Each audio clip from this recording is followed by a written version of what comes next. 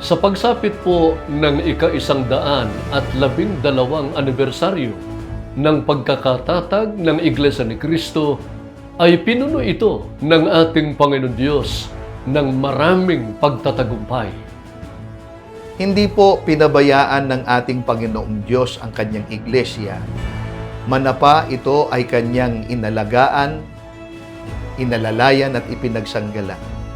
Ipinadama ng ating Panginoong Diyos ang kanyang pag-ibig sa kabuuan ng kanyang banal na iglesia, mula sa kanyang sugo hanggang sa kasalukuyang pamamahala.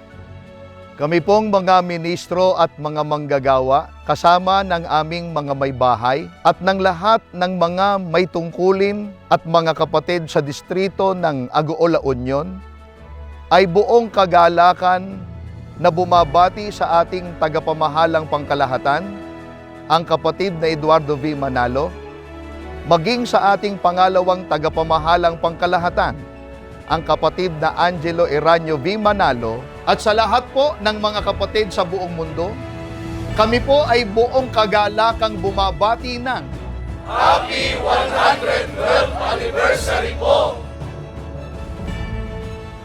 Happy